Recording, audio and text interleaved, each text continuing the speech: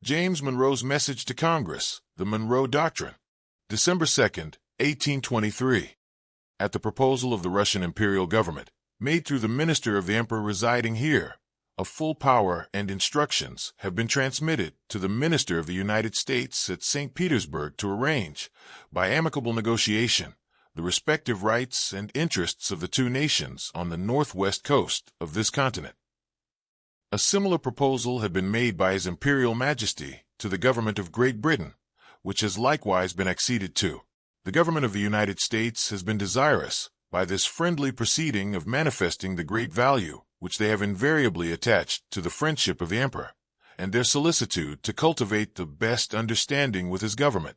In the discussions to which this interest has given rise, and in the arrangements by which they may terminate, the occasion has been judged proper for asserting, as a principle in which the rights and interests of the United States are involved, that the American continents, by the free and independent condition which they have assumed and maintain, are henceforth not to be considered as subjects for future colonization by any European powers.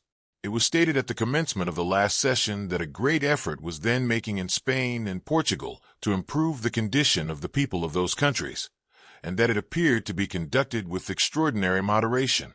It need scarcely be remarked that the result has been so far very different from what was then anticipated. Of events in that quarter of the globe, with which we have so much intercourse, and from which we derive our origin, we have always been anxious and interested spectators. The citizens of the United States cherish sentiments the most friendly in favor of the liberty and happiness of their fellow men on that side of the Atlantic. In the wars of the European powers in matters relating to themselves, we have never taken any part, nor does it comport with our policy so to do. It is only when our rights are invaded or seriously menaced that we resent injuries or make preparation for our defense.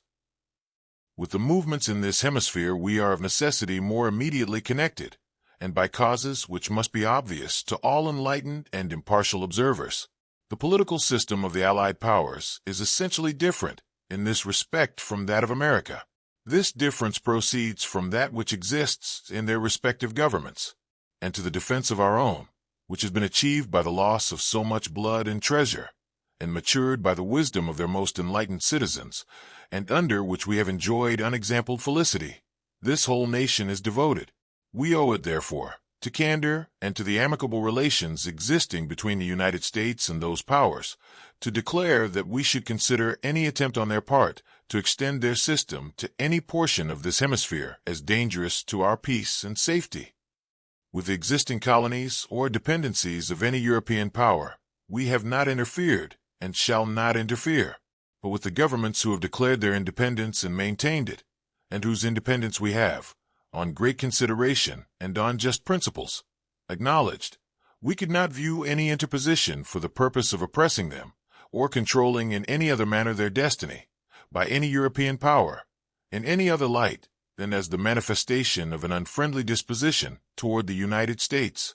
Our policy in regard to Europe, which was adopted at an early stage of the wars which have so long agitated that quarter of the globe, nevertheless remains the same, which is, not to interfere in the internal concerns of any of its powers, to consider the government de facto as the legitimate government for us, to cultivate friendly relations with it, and to preserve those relations by a frank, firm, and manly policy, meeting in all instances the just claims of every power, submitting to injuries from none. But in regard to these continents, circumstances are eminently and conspicuously different. It is impossible that the Allied powers should extend their political system to any portion of either continent without endangering our peace and happiness. Nor can anyone believe that our southern brethren, if left to themselves, would adopt it of their own accord. It is equally impossible, therefore, that we should behold such interposition, in any form, with indifference.